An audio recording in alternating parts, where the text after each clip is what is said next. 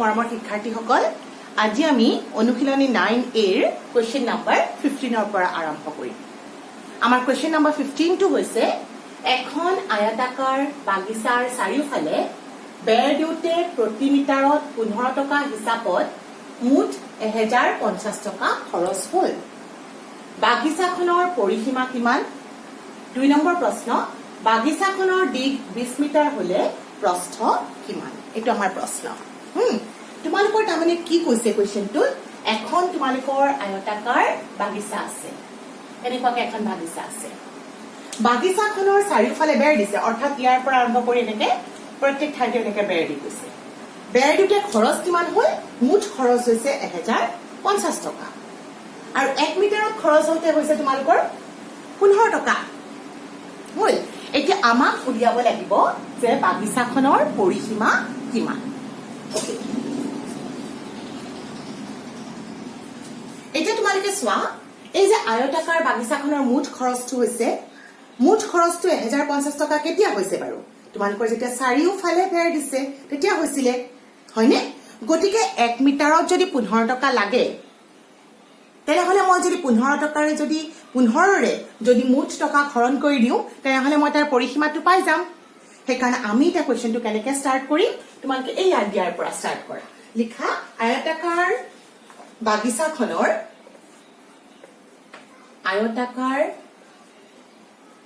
বাগিচাখনৰ চাৰিওফালে বেৰ দিওঁতে দৰকাৰ নাই চিত্ৰটো,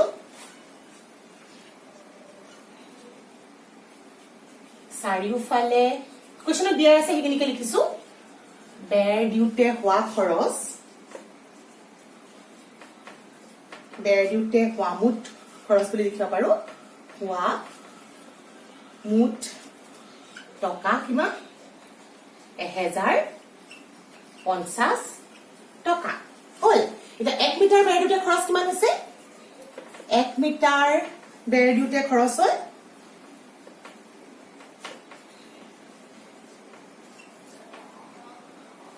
1 মিটাৰ দিওঁতে হোৱা খৰচটো হৈছে কিমান?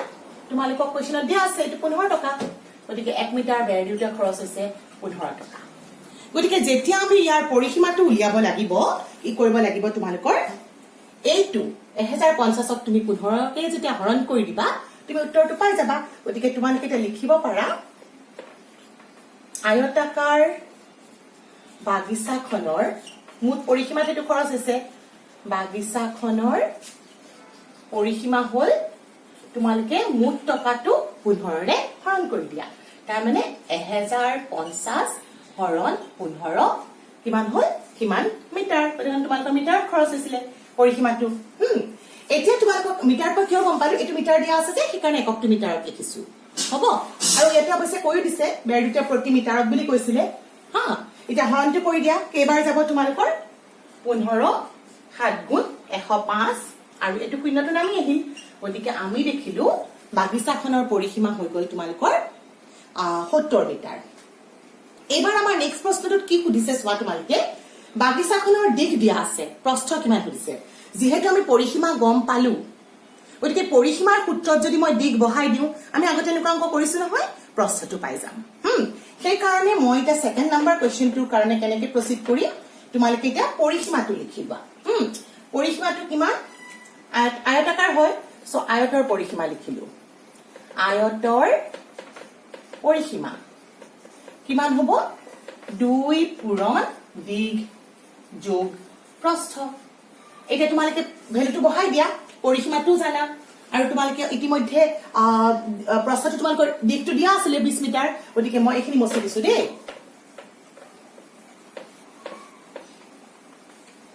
ইয়াতে মই এতিয়া আয়তৰ পৰিসীমাটো বহুৱাই দিওঁ। পৰিসীমা কিমান? ইয়াৰ পৰা লিখিলো। এতিয়া পৰিসীমা আছিলে 70 metre. 70 metre is equal to, মই এককটো পিছত বহুৱাই দিম, দিশ। তোমালোকৰ দিশ দিয়া আছিলে, মই কুৱেশ্যনটোত তোমালোকৰ কুৱেশ্যনটোত দিশ কিমান দিয়া আছিলে? 20 দিয়া আছিলে। চ' 20 যোগ প্ৰস্থ। তাৰমানে তোমালোকক মই আগতে কোৱাৰ ধৰণে কি পালা? পৰিসীমা দিশ যোগ প্ৰস্থৰ যেতিয়া তুমি দুগুণ কৰিবা, তেতিয়া পৰিসীমাটো পাবা। এটাকে দিশ যোগ প্ৰস্থ হলে কি হব? অৰ্থাৎ এইটো যদি উলিয়াব খোজো, দুইটো এফালে আনিব লাগিব। তোমালোকক মই ইতিমধ্যে কৈছিলো সমীকৰণ আকাৰটো কৰিব পাৰো। এইফালে লৈ আহিলে ঠাইটো সলনি কৰিলে এইফালে যেটো পূৰণ হৈ আছে এইফালে আনাৰ লগে লগে ই হৰণ হৈ গল তলত লিখিলেও হয় হৰণটো আৰু এইফালে থাকি গল 2 যোগ 20 যোগ প্ৰস্থ দাইটো দৰকাৰ নাই মই তাৰ পিছত কি কৰিম নেক্সট পাৰ্টটো হল মোক প্ৰস্থ উলিয়াব লাগে হা প্ৰস্থটো অকলফাৰে একফালে ৰাখিব লাগিব তেতিয়া আমি পাই যাম ক্যালকুলেশনটো এতিয়া 70ক দি হৰণ কৰি দিলে কিমান পালো 35 পালো আৰু এফালে হৈ গল 20 যোগ প্ৰস্থ তাৰ মানে 20ৰ লগত প্ৰস্থ যোগ কৰিলে আমি পাও 35 তাৰ মানে তোমালোকৰ দিশটো কিমান পাই যা ইয়াতে মই দিশ ঠিকে আছে প্ৰস্থৰ লগত 20 যোগ কৰিলে আমি পাই যা 35 হয়নে গতিকে আমাৰ প্ৰস্থটো উলিয়াবলৈ কি কৰিব লাগিব এতেকে প্ৰস্থ হ'ব 20 টো তোমালোকে এফালৰ পৰা এফালে লৈ আনিলা মই এনেকে সমীকৰণ আকাৰতে কৰি দিছো ৰবা গতিকে ইয়াৰ পৰা সাইডটো যদি চেঞ্জ কৰি দিও এফালে যোগ হৈ আছে এফালে আনি দিলে বিয়োগ হ'ব গতিকে 35 বিয়োগ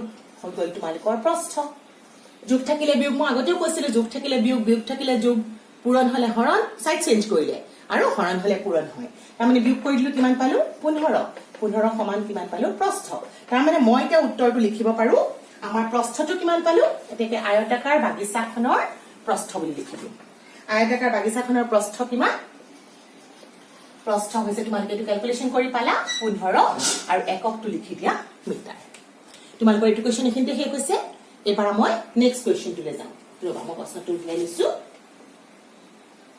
এতিয়া আমি নেক্সট কোৱেশ্চনটোৰ কাৰণে মই এখিনি তোমালোকক মচি দিব লাগিব নেক্সট কোৱেশ্চনটো লিখি লও নেক্সট কোৱেশ্চনটো হৈছে আমাৰ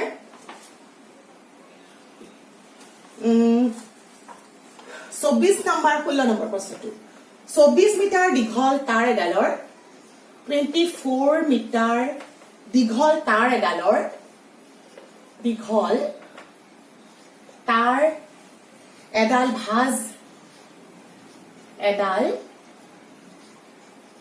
ভাজ কৰি কিমানটা বিভিন্ন জোখৰ ভাজ কৰি এটা অকমান বেলেগ ধৰণৰ প্ৰশ্নটো চাবাচোন কিমানটা বিভিন্ন জোখৰ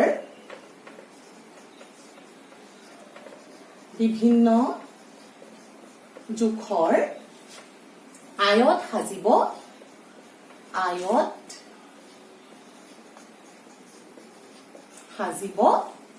পাৰি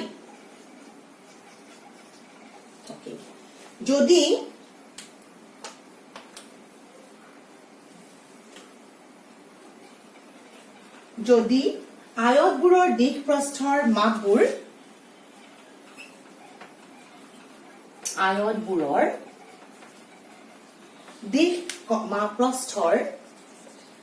দিশ আৰু প্ৰস্থৰ মাপবোৰ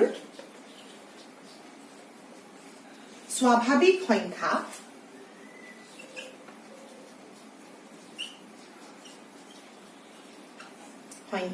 হয়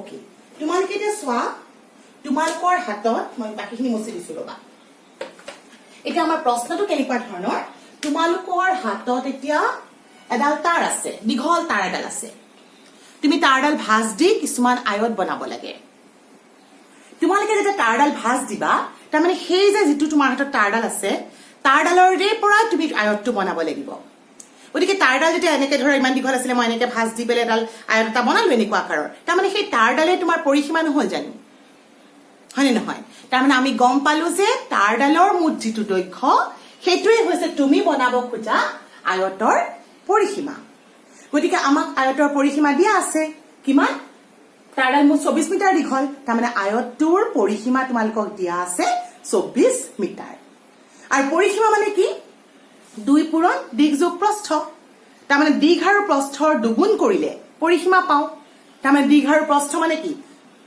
পৰিসীমাৰ আধা দুগুণ কৰিলে পৰিসীমা পাম গতিকে আধা কৰি দিলে আমি পৰিসীমাৰ আধা পাই যাম হেতু হ'ব দিশ আৰু প্ৰস্থৰ যোগফল গতিকে মই এটা কি দিয়া আছে হেতুৰ পৰা ষ্টাৰ্ট কৰো আৰু তাৰ পৰিসীমা দিয়া আছে কিমান তাৰডালৰ দৈৰ্ঘ্যটো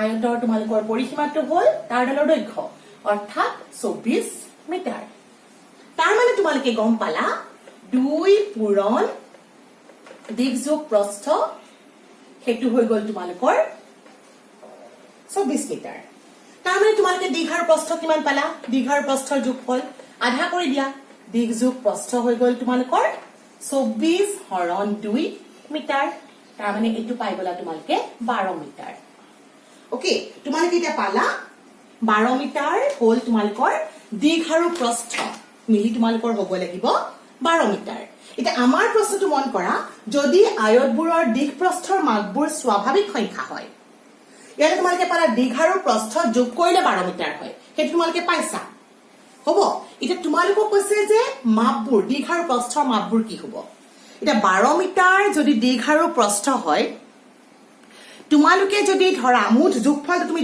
দিঘ প্ৰস্থৰ যোগফল হ'ব লাগিব 12 তুমি ধৰা দিঘটো 11 মিটাৰ ললা স্বাভাৱিক সংখ্যা বুলি কৈছে 11 বা প্ৰস্থটো ধৰা তুমি 1 মিটাৰ ললা সৰুটো পা গৈছো প্ৰস্থটো ধৰা তুমি 1 মিটাৰ ললা তেতিয়া তোমালোকৰ দিঘটো কিমান হ'ব দিঘটো হ'ব 11 মিটাৰ কাৰণ 1 যোগ 11 কৰিলে 12 পাম দিঘ আৰু প্ৰস্থৰ যোগফল তোমালোকৰ 12 হ'ব লাগিব নহয় হ'ব ঠিক তেনেকৈ তুমি ধৰা প্ৰস্থটো 2 মিটাৰ ললা তেতিয়া দিঘ কিমান হ'ব 12 পৰা 2 মিটাৰ বাদ দি দিয়া হেতু হল দিঘ অৰ্থাৎ 10 মিটাৰ ঠিক তেনেকৈ আমি প্ৰসিদ্ধ কৰি এখন টেবুল আকাৰত লিখিম গতিকে মই এটা লিখিলো এতেকে সাজিব পৰা আয়তৰ এতেকে সাজিব পৰা আয়তবোৰৰ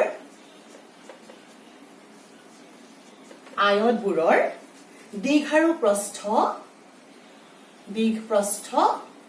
দিবলৈ দেছে ডাল দি মই টেবুল এখন আকাৰত বনাই দিও হা এইফালে মই ধৰা ইয়াতে দিঘ ললো তলত ধৰা মই প্ৰস্থটো ললো এখন টেবুল আকাৰত বনাই লওঁ এটা দিঘটো যদি বা প্ৰস্থটো যদি মই 1 মিটাৰ লওঁ একবোৰ মই মিটাৰত লিখিছো দেই প্ৰস্থটো যদি তুমি 1 মিটাৰ লোৱা তেতিয়া তোমাৰ দিঘটো কিমান হ'ব 11 প্ৰস্থটো যদি 2 মিটাৰ লওঁ মুঠ হ'ব লাগিব 12 এটো হৈ গল তোমালোকৰ তেনেহলে কিমান 10 প্ৰস্থ 3 মিটাৰ হলে প্ৰস্থ 3 মিটাৰ হলে কিমান হ'ব 9 হ'ব প্ৰস্থ যদি 4 মিটাৰ হয় তেতিয়া তুমি কিমান পাবা 4 8 12 5 মিটাৰ হলে কিমান হ'ব 5 7 12 আকৌ 6 মিটাৰ হলে কিমান হ'ব 6 6 12 নো ডাউট 6 মিটাৰ হলে তোমালোকৰ এটো বৰ্গাকাৰ হৈ যাব বৰ্গবোৰটো তুমি আয়তাকাৰ আয়ত বুলি কবই পাৰা হয় নহয় গতিকে এতিয়া তুমি 7 লব নালাগে কাৰণ 7 ললে 3 হ'ব সৰি 7 ললে 5 হ'ব এটো তোমালোকৰ অলৰেডি আছে হল তাৰ মানে আমি এতিয়া সোৱা হে 12 মিটাৰটো আমি কি ধৰণে ভাঁজ দিব পাৰো দিঘত যদি 11 লওঁ প্ৰস্থত থাকিব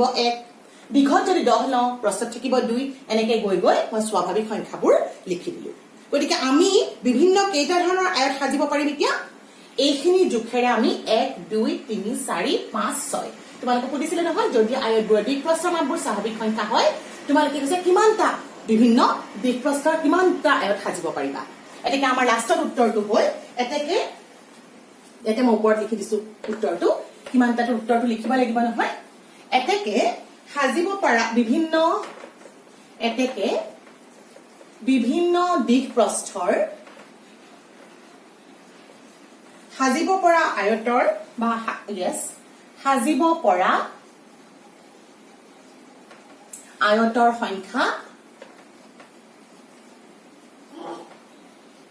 কিমান 1 2 3 4 5 6টা তোমালোকে নিশ্চয় বুজি পাইছা মই আকৌ কিয় ইয়াতে 7 লিখা নাই 7 লিখিলে 7 এফালে 7 হলে তোমালোকৰ আকৌ এফালে 7 হলে তোমালোকৰ এটা 5 হ'ব কিন্তু অলৰেডি তো দিঘ প্ৰস্থ 7 5 ৰ আছে সেইকাৰণে আমাৰ আৰু বাকিখিনি আকৌ ৰিপিট হৈ যাব গতিকে তোমালোকে এটা কেইটা ধৰণৰ এই ধৰণৰ আয়ত কৰিব পাৰিলা 6টা বিভিন্ন ধৰণৰ আয়ত লিখিব পাৰিলা তোমালোকক মই আৰু এটা প্ৰশ্ন কৰি দিও হেতু হৈছে কোৱেশ্চন নম্বৰ 17 ওকে তোমালোকৰ কোৱেশ্চন নম্বৰ 17 টো হ'ল এটা সুষম কোৱেশ্চন নম্বৰ 17 টো হ'ল তোমালোকৰ এটা সুষম পঞ্চভুজৰ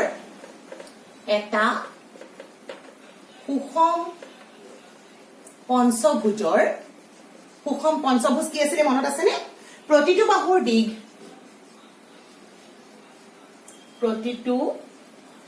বাহুৰ দিঘ তোমালোকক দিয়া আছে 7 সেন্টিমিটাৰ তাৰ পৰিসীমা কিমান সেন্টিমিটাৰ হলে তাৰ পৰিসীমা কিমান এটা তোমালোকৰ পৰিসীমাৰ সূত্ৰটো মনত আছে নে পঞ্চভুজৰ পৰিসীমাৰ সূত্ৰটো মনত আছে নে পঞ্চভুজ মানে হৈছে সুষম মন কৰা সুষম মানে সমান জোখৰ পঞ্চভুজ মানে পাঁচটা বাহুৰে আগুৰা চিত্ৰ পাঁচটা বাহু আছে প্ৰতিটো বাহুৰ জোখ সমান সেইটো হৈছে সুষম পঞ্চভুজ গতিকে পাঁচেৰে পূৰণ কৰি দিলে আমি বাহুৰ দৈৰ্ঘ্য যেনেকৈ সুষম সমবাহু ত্ৰিভুজ এটা সুষম ত্ৰিভুজ তাক তিনিৰে পূৰণ কৰিলে আমি বাহুৰ দৈৰ্ঘ্যৰে কৰিলে আমি সুষম সমবাহু ত্ৰিভুজৰ তোমালোকে পৰিসীমা পোৱা বা বৰ্গও এটা সুষম চতুৰ্ভুজ চাৰিৰে পূৰণ কৰিলে তোমালোকক চাৰি পূৰণ বাহুৰ দিশ কৰিলে বৰ্গৰ পৰিসীমা পোৱা গতিকে পঞ্চভুজত পাঁচটা বাহু আছে সেইকাৰণে পাঁচেৰে তোমালোকে বাহুৰ দৈৰ্ঘ্য পূৰণ কৰিলে কি পাবা সুষম পঞ্চভুজটোৰ পৰিসীমা পাবা গতিকে আমি প্ৰথমতে লিখি লওঁ দিয়া আছে পঞ্চভুজৰ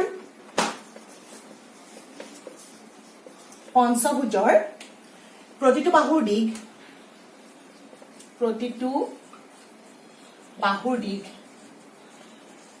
কিমান দিয়া আছে 7 সেন্টিমিটাৰ এতেকে তোমালোকৰ পঞ্চভুজৰ পৰিসীমা লাগে এতেকে পঞ্চভুজৰ পৰিসীমা তোমালোকে পৰিসীমাটো পাবলে 5 পূৰণ লিখিব পাৰা মই ইয়াতে সিধা সিধি উত্তৰটো কৰি দিম আৰু তোমালোকক 5 পূৰণ বাহুৰ দৈৰ্ঘ্য লিখিব পাৰা হা 5 পূৰণ বাহুৰ দিশ কিমান হল 5 পূৰণ 7 সেন্টিমিটাৰ তেনেহলে এইটো হৈ গল 7 5 গুণ 35 সেন্টিমিটাৰ তাৰমানে তোমালোকে পালা সুষম পঞ্চভুজটোৰ পৰিসীমা হল 35 সেন্টিমিটাৰ মই তোমালোকক এইখিনিতে আজি শেষ কৰিছো নেক্সট ক্লাছত মই তোমালোকক কালিৰ বিষয়ে আলোচনা কৰিম ঠিক আছে থ্যাংক ইউ